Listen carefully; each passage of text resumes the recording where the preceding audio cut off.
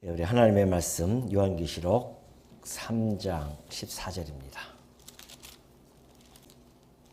라오디게아 교회의 사자에게 편지하라. 아멘이시요 충성되고 참된 증인이시요. 맞죠? 하나님의 창조의 근본이시니가 이르시되 내가 내 행위를 아노니 내가 차지도 아니하고 뜨겁지도 아니하도다. 내가 차든지 뜨겁든지 하기를 원하노라. 내가 이같이 미지근하여 뜨겁지도 아니하고 차지도 아니하니 내 입에서 너를 토하여 버리리라.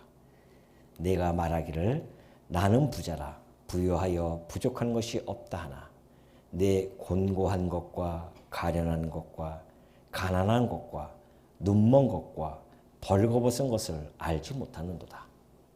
내가 너를 권하노니 내게서 불로 연단한 금을 사서 부여하게 하고 흰옷을 사서 입어 벌거벗은 수치를 보이지 않게 하고 안약을 사서 눈에 발라 보게 하라.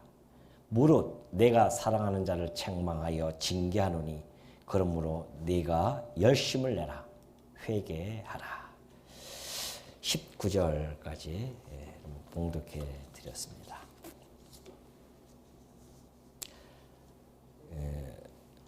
언제나 그랬듯이 세월은 쏜새같이 흘러갑니다. 제가 벌써 이 강단에 쓴 지가 3년이 훌쩍 넘었습니다. 하나님께서 저를 이곳에 보내시면서 우리 성도님들과 더불어서 저 역시 믿음의 진보를 더 갖게 되어졌고 하나님의 기쁘신 뜻을 헤아리면서 살아왔던 그러한 3년의 세월이 아닌가 싶습니다. 그동안 이제 제가 많은 강론을 못 드렸지만은 오늘 제가 이제 이 고별 강론을 하게 되어지면서 이 아시아에 있는 7 교회에 대한 부분을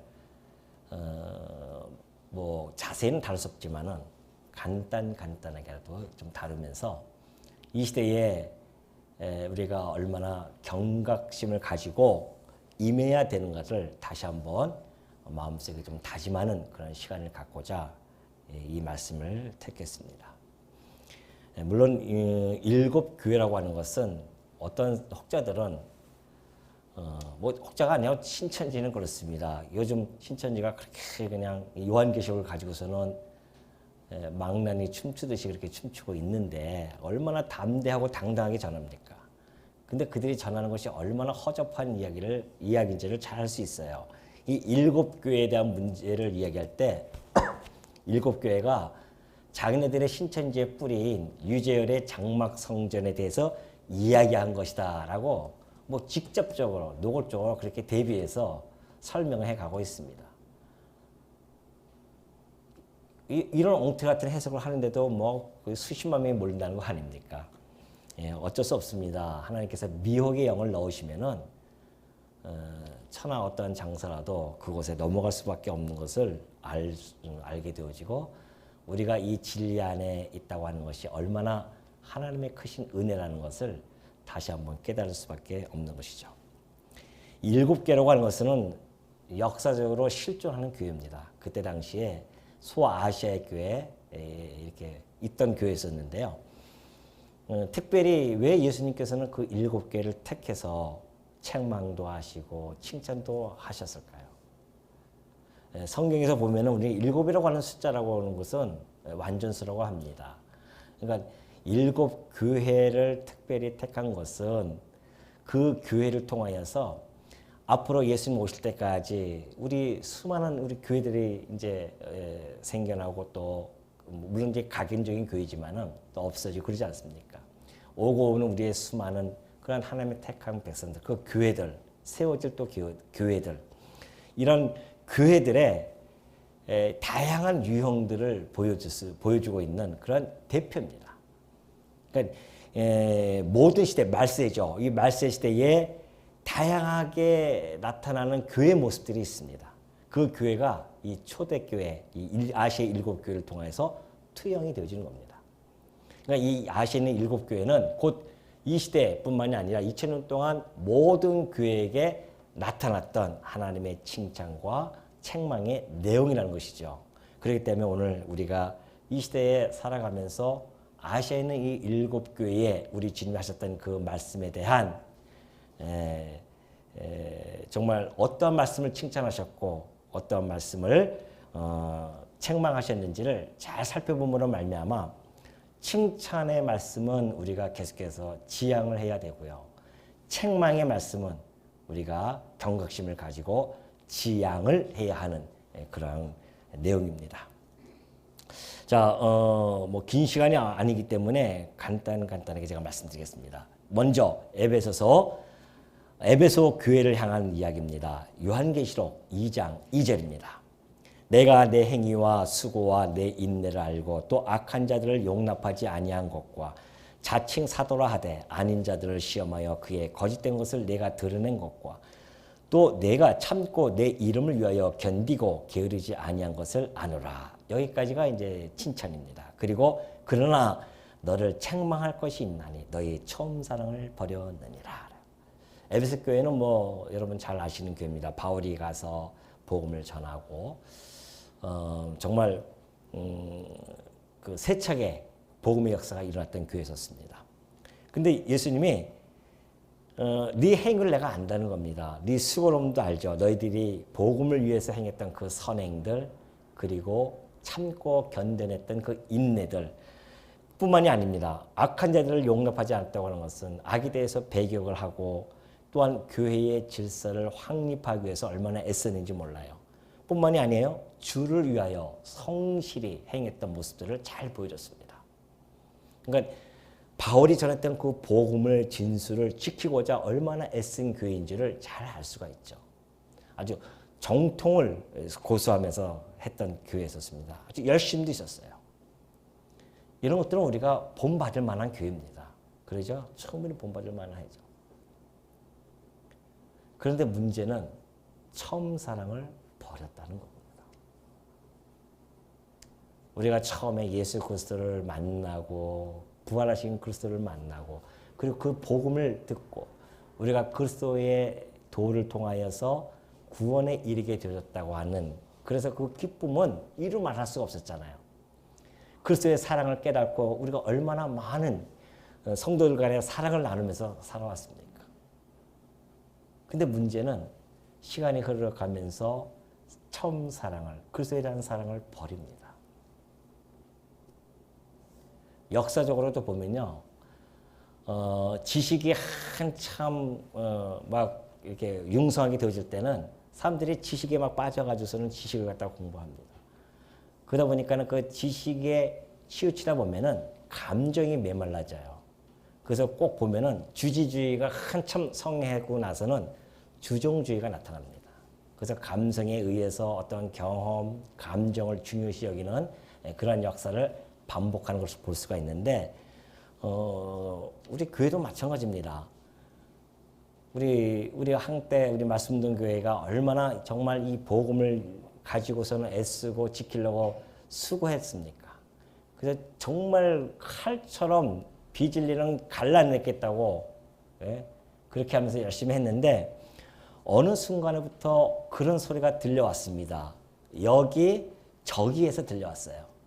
사랑이 없는 것 같아. 사랑이 없는 것 같아. 그 교회 제가 이제 처음에 장안중학교에서 있었을 때예요. 장안중학교에 있었을 때부터 그런 소리를 종종 들렸었어요. 근데 그때는 무심코 들었습니다. 왜? 그때는 이 진리만 우리가 지켜나가면 된다는 것이었죠. 근데 뒤돌아보니까 우리가 그리스도의 처음 사랑을 버리지 않았나 이런 우리가 뒤돌아보는 시간을 갖게 되었습니다. 그렇죠. 사실은 십자가에 도라고 하는 것이 사랑이거든요. 우리는 뭘 붙잡고 그렇게 헤맸는지 모릅니다. 사랑이 없으면요, 어떠한 진리를 외친다 할지라도 그것은 울리는 꽹과리와 같은 겁니다. 아니, 하나님께서는 당신의 십자가를 통하여 우리에게 사랑을 확증시켜줬다고 하는데 끊임없이 내가 너희를 사랑한 것처럼 너희도 서로 사랑하라는 우리 주님의 새 계명이 교회에게 주어졌음에도 불구하고 그것을 잊어버리고 진리만 쫓으면 무슨 소용이 있겠냐 말이죠. 착각하는 경우가 있습니다. 진리와 사랑은 불가분의 관계입니다. 왜냐하면 진리 그 자체가 우리 주 예수 그리스도이시고요. 사랑 그 자체가 우리 주 예수 그리스도이신데 그걸 어떻게 분리해서 생각할 수 있습니까? 사랑이 없다고 하는 것은 진리에 대한 잘못 왜곡되어진 우리의 생각일 수도 있습니다. 진리가 올바르게 세워졌다고 한다면 반드시 그 안에는 풍성한 사랑이 나타나는 겁니다. 그것이 바로 우리 그리스도였기 때문에 그래요. 모든 지혜와 지식의 풍요함이 그리스도 안에 있음에도 불구하고 그리스도의 사랑은 얼마나 풍성한지 온 백성들에게도 전하여기도 나옴이 있습니다. 홍수라도 엄몰할 수 없는 그 사랑을 우리들에게 전해주었음에도 불구하고 그 사랑이 싸늘하게 식어버렸다고 한다면 우리가 정말 올바른 진리 안에 서 있는지를 곰곰이 생각해 봐야 됩니다. 오늘 우리 대구장로교회가 그동안 얼마나 진리를 지키고자 애썼으며 그것 때문에 얼마나 기뻐했습니까? 그렇다고 한다면 같이 버리지 말아야 할 것이 사랑이었는데 혹시 우리는 사랑을 집에다 두고 오시지는 않았는지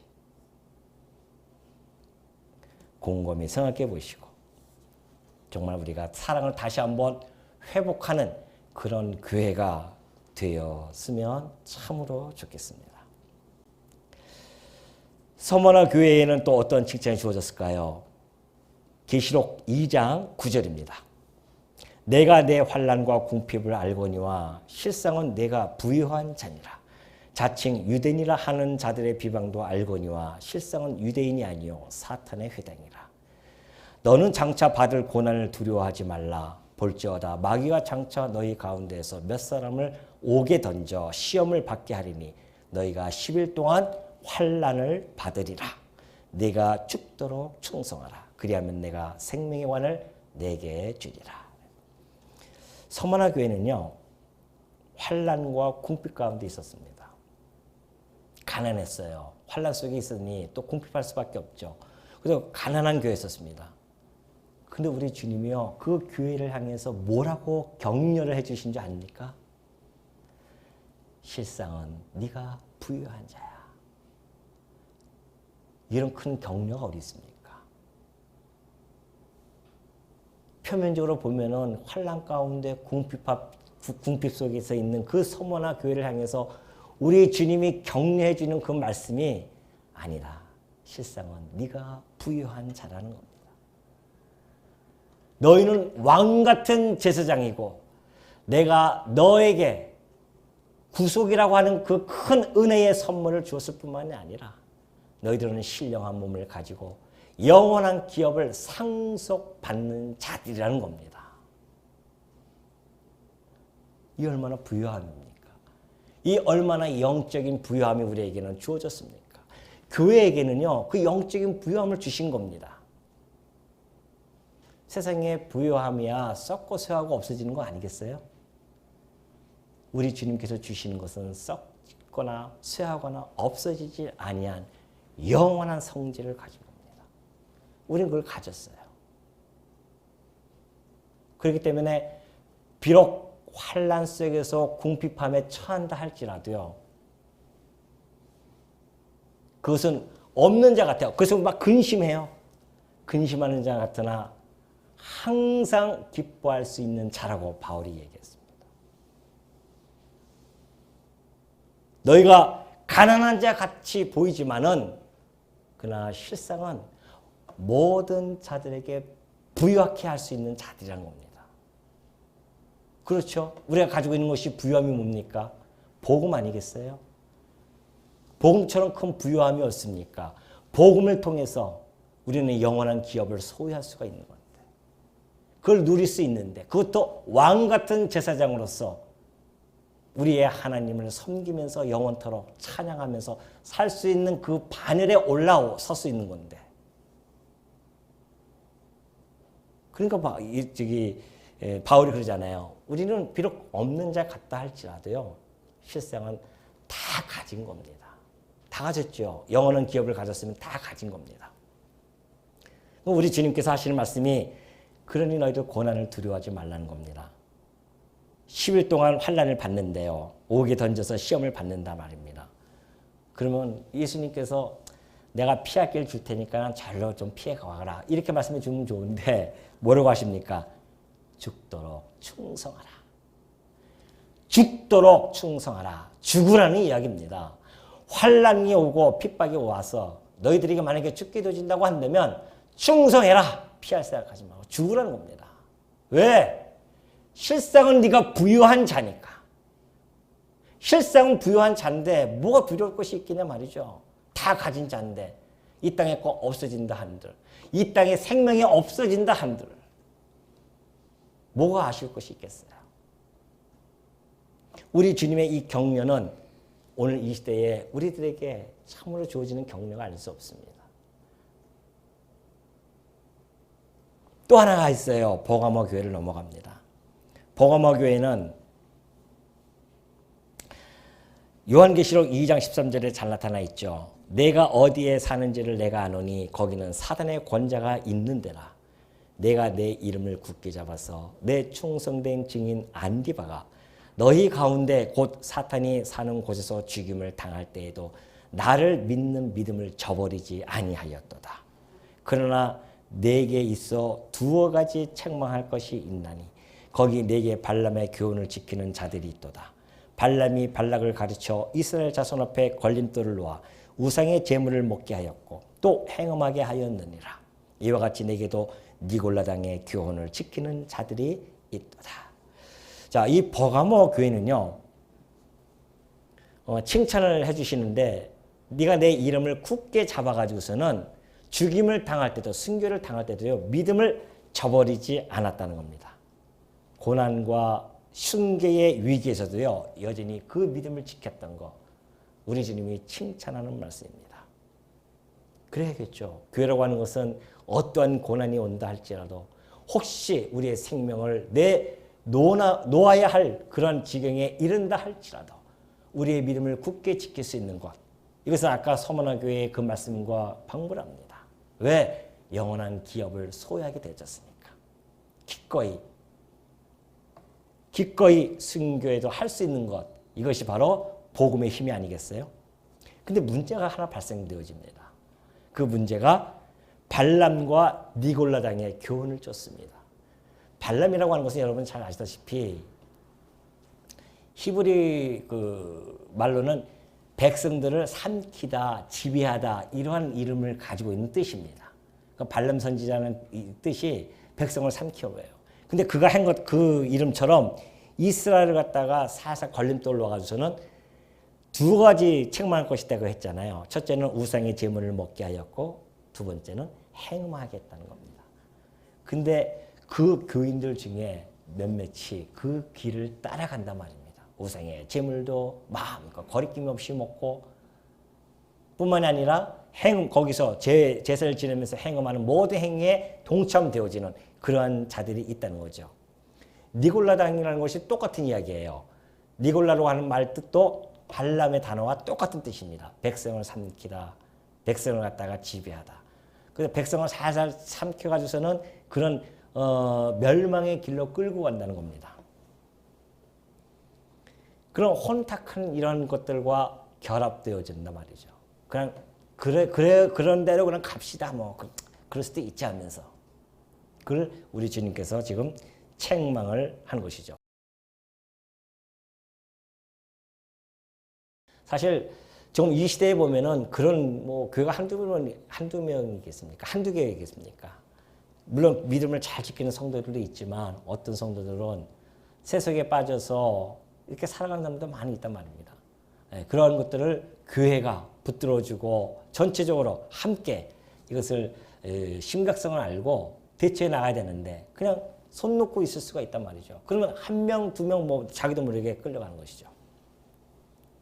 그걸 우리 주님께서 지금 책망해 주고 있습니다. 두아디라 교회는 계시록 2장 19절 보니까 그래요. 내가 내 사업과 사랑과 믿음과 섬김과 인내를 아노니 내 나중 행위가 처음 것보다 많도다. 그러나 내게 책망할 일이 있노라. 자칭 선지자라 하는 여자 이세벨을 내가 용납함이니 그가 내 종들을 가르쳐 꾀어 행음하게 하고 우상의 제물을 먹게 하는도다.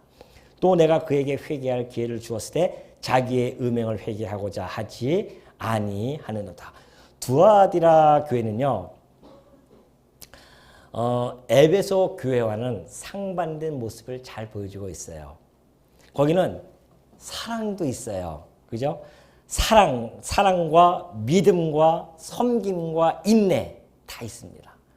그래서 어떤 신령한 어떤 봉사도 하고 사랑의 수고도 하고 믿음도 잘 지켰는데 나중 행위가 처음 행위보다가 더 풍성하게 나타나요.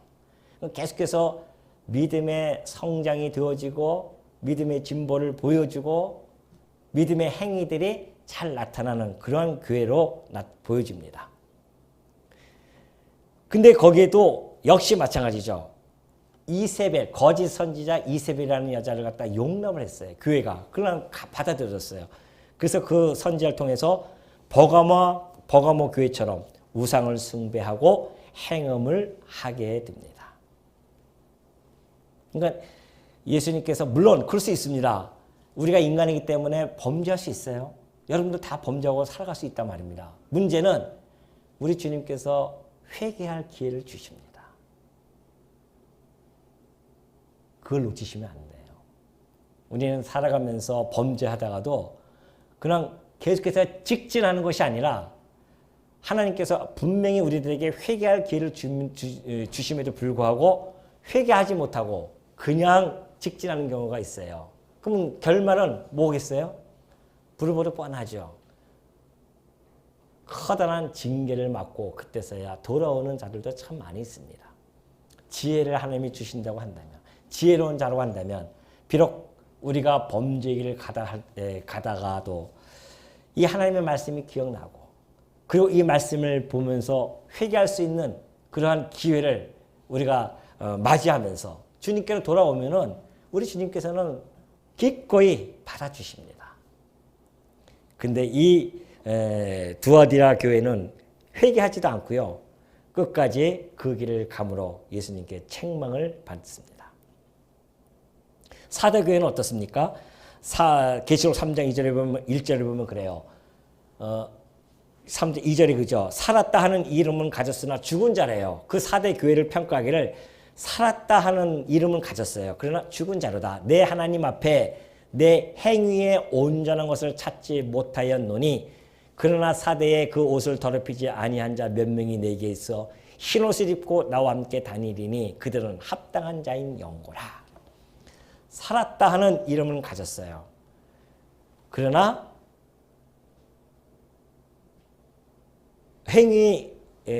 내 하나님 앞에 행위에 온전한 것을 찾지 못했다. 그러나 죽은 자였다. 그러니까 살아있는 형식적인 교회였다는 것이죠. 아주 극도의 형식주의 교회로 흘러간 교회입니다. 사대 교회는.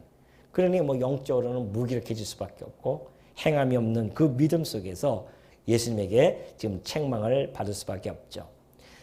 사실 이 중세 시대에 보면은 중세 교회가 그렇지 않습니까? 형식주의에 해가지고서는 본질을 다 놓쳐버리는 그러한 교회로 전락되어졌습니다. 그것을 종교개혁이 일으켰고, 근데 이 현대 교회가 역시 형식주의에 빠지게 되어집니다. 살았다는 이름은 있어요. 우리 주님은 뭐라고 평가합니까? 네가 죽은 자로다. 오늘날 많은 사람들이요, 썬데이 크리스찬입니다. 썬데이 크리스찬 아시죠? 주일날만 크리스찬이에요. 바울이 얘기했듯이 우리의 영적 예배는 거룩한 산 제물을 드리는 것이 우리의 영적 예배라 했는데, 우리의 24시간 일주일 내내 하나님을 섬기면서 살아가는 것, 그것이 영적 예배이며 거룩한 삶 제물로서 살아가는 것인데, 우리는 주일날만 한번 와서 아이고 주일날이니까 한번 교회 가보자, 안 가면 뭔가 찝찝하고, 그래서 오시는 분들이 있습니다. 그것을 썬데이 크리스찬이라고 그래요. 4대 교인입니다. 2000년 전에 존재했던 4대 교인, 살았으나 이름은 있어요. 크리스찬은 이름은 있는데 실상은 죽은 교인으로서 살아가는 자들이 되게 많이 있습니다. 우리 성도님들은 어떠십니까? 우리 주님, 제가 묻는 것이 아니에요. 머리 대신 우리 주님께서 여러분들에게 묻는 질문입니다. 너는 살았으나 죽은 자냐?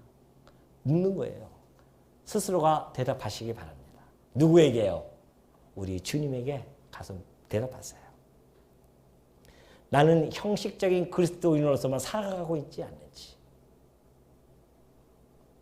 생명 없는 형식주의에 전락되어져서 살아가는 자가 아니라 생명력이 막 뛰고 있는 그러한 성도로서 살아가고 있지는 않는지.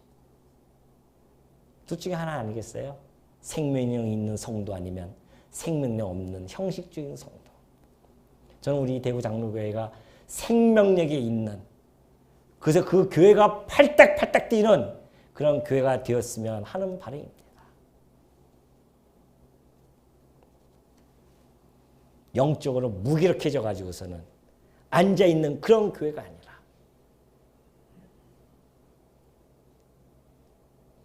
빌라델비아 교회가 있습니다. 3장 8절에 가니까 내가 내 행위를 아느니 네가 작은 능력을 가지고서도 내 말을 지키며 내 이름을 배반하지 아니하였도다. 빌라델비아 교회하고요 서머나 교회는 유일하게 책망이 없는 칭찬만 받는 교회였습니다. 이 빌라델비아 교회에 대해서 우리 주님이 뭐라고 칭찬하십니까? 너 연약하지만 충성스러운 거 내가 안다는 겁니다. 네가 작은 능력을 가지고서도 내 말을 지키며 내 이름을 배반하지 아니하였다는 겁니다. 말씀을 끝까지 부여잡고 바른 신앙을 견지하면서 살아갔던 그 교회가 바로 빌라델비아 교회입니다. 작은 능력으로. 우리는 교회가 작아서 아무것도 못해요. 정말 그렇습니까? 천만의 말씀입니다. 작은 능력으로도 우리 그리스도의 말을 지키면서 내 이름을 배반하지 않고 믿음을 지켜나가는 그런 교회가 빌라델비아 교회였단 말입니다. 우리 대구장로교회가 비록 작지만 이 작음 속에서 용수슴처럼 뿜어나오는 그러한 충성이 이 교회에 있기를 간절히 소원합니다. 마지막 교회가 있습니다. 라오디게아입니다. 라오디게아 교회는 계시록 3장 15절에 나타나 있죠. 내가 내 행위를 아노니 네가 차지도 아니하고 뜨겁지도 아니하도다. 내가 차든지 뜨겁든지 하기를 원하노라. 그러면서 내가 이같이 미지근하여 뜨겁지도 아니하고 차지도 아니하니 내 입에서 너를 토하여 버리리라.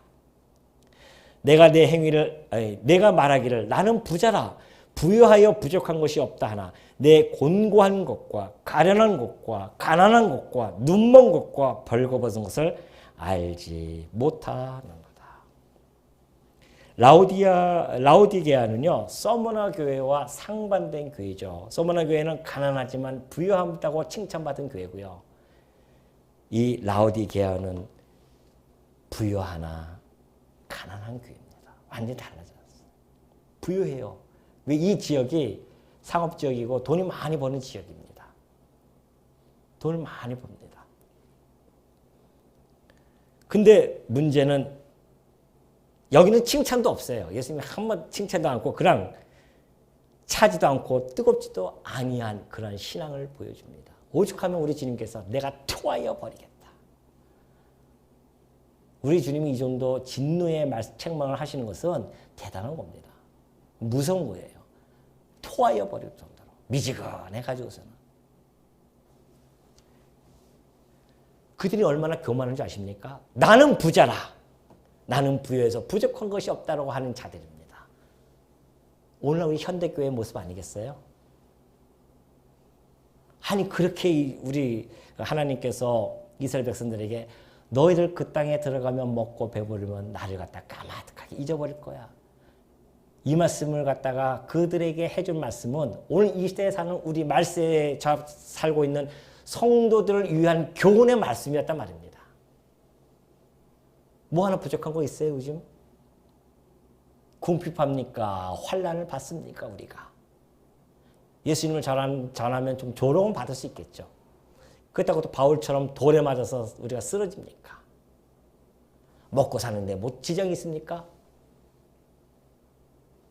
아주 배 두드리고 살아가는 이 시대입니다. 그러나 그때가 가장 신앙을 지키기가 힘들고 위기의 시대라는 것을 성도님들은 자각해야 됩니다. 깨달아야 돼요. 편안할 때가 가장 위험합니다. 그래서 고난이 오히려 유익이라니까요. 고난을 받아야 우리는 신앙을 지켜나갈 수가 있어요. 평안하다, 안전하다, 배부르다 할 때는 이미 우리 신앙은 점점 나락의 길로 빠져들어갑니다. 뭐가 아쉬워요? 먹고 사는데 걱정 없는데? 이 땅에 나가면 얼마나 즐거운 일이 많고 쾌락스러운 일이 얼마나 많은데 뭐하러 이런 곳에 냄새나 나고 이런 조그만 교회당에 와서 앉아있겠냐 말이죠. 좀 먹고 살기도 바쁘고 돈 벌면 얼마나 행복한 일이 많이 있는데 뭐하러 교회 와서 봉사하고 힘들게 일하냐 말이죠.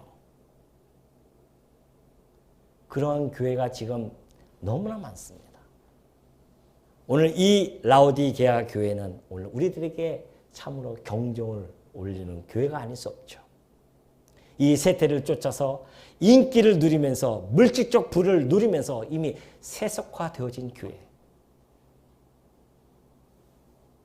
그러니 신앙은 물 건너 간 거죠.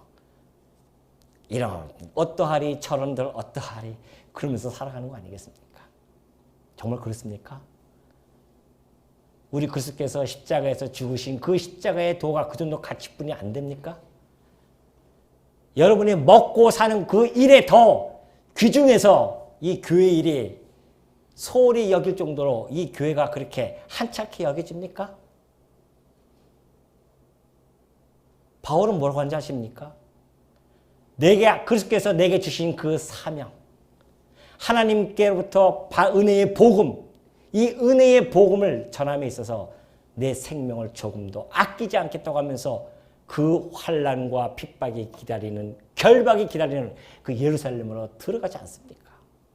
이것이 성도의 자세 아니겠어요? 성도의 마음이 아니겠냐 말이죠. 예수님을 그리스도로 부르는 그의 지체라고 한다면은 당연한 거 아니겠냐 말이죠. 이미 그리스도의 사랑은 다 벗어버리고 세속에 물들어서 하루하루 그냥 살아간다고 한다면 이 라오디게아 교회들처럼 영적으로도 가난하고 영적으로 수치를 당하고 있음에도 알지도 못해요. 베드로가 뭐라고 합니까? 너의 속사람을 단정해라. 너희 겉사람을 단정하지 말고 제발 좀. 속사람을 단정하라고 합니다. 왜? 벌거벗으면 안 되니까 속사람이. 근데 이미 벌거벗었대요. 다 벌거벗어가지고서는 수치로움을 알지도 못하고 영적으로는 다 소경이 되어져서 자기가 지금 어디로 끌려가는지도 모르고 끌려간단 말입니다. 이 시대에, 이 세속주의에, 이 물질 만능주의에 끌려가가지고서는 그렇게 살아가고 있지 않습니까? 우리 대구장로교회는 안 그렇습니까? 한번 곰곰이 생각기를 보십시오. 그래서 우리는 차지도 않고 텁지도 않고 그러나 미지근한 상태로 지금까지 살아오지는 않았는지요. 핑계거리 많죠. 이래서 안 되고 저래서 그렇고 우리 교회는 이런 문제 때문에 이것 때문에 안 돼요. 주님한테 가서 그렇게 핑계 대십시오. 그럼 우리 주님 뭐라고 하는지 아십니까? 너는 뭐 했냐 그러면. 너는 뭐 했길래 너는 그렇게 이야기하느냐는 것이죠.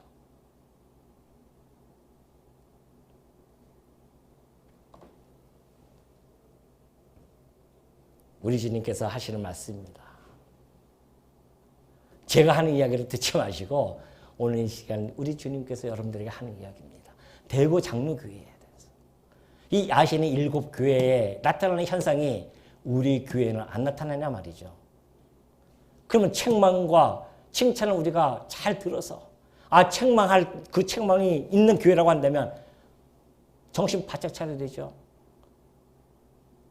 여러분 이 7교회에 나타나 있는 이 내용 중에서 공통된 단어 하나가 있습니다. 혹시 여러분 캐치하셨습니까? 뭘까요? 공통된 단어가 있어요. 7교회에게. 아시는 분, 아시면 오늘 상품 있죠, 장로님? 예? 상품 드리겠습니다.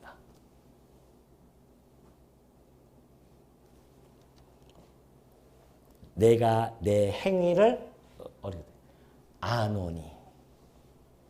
9절마다 우리 주님이 뭐라고 하십니까? 내가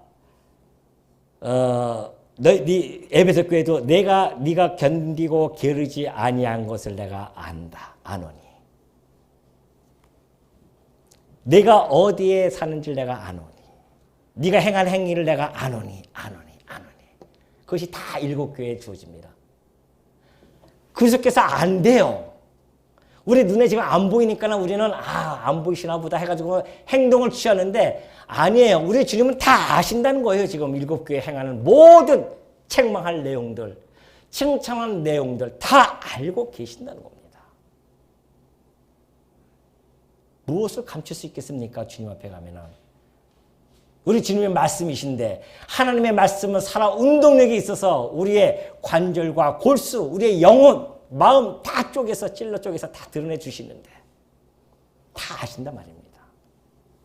우리 주님 앞에 가서 다 드러낸다니까요. 살아온 모든 것들을 우리 주님 앞에 책망과 이 지상에서 책망과 그리고 책망을 받을 때 이 지상에서 책망을 받을 때 여러분들이 지혜를 가지고 책망을 받아들이시고 주님 앞에 다시 한번 올곧게 바른 신앙을 가질 수 있도록. 여러분 이 내용 다 잊어버려도 좋습니다. 여러분이 꼭 생각해야 할 것은 이 세속주의에 물들지 말고 혼탁한 세태에 이 세태와 같이 결탁하지 말고요. 우리에게 주신 이 바른 복음을 잡고 이 바른 복음을 견지하면서 우리에게 주신 그 사랑을 잊지 않고 그것을 지켜내는 것. 이것이 바로 아시아 7교회를 통하여 우리가 이 시대에 읽어내야 할 주님의 교훈이라는 사실을 마음속에 꼭 간직하시는 우리 대구 장로교회 성도님들이 되어지시기를 간절히 당부드립니다.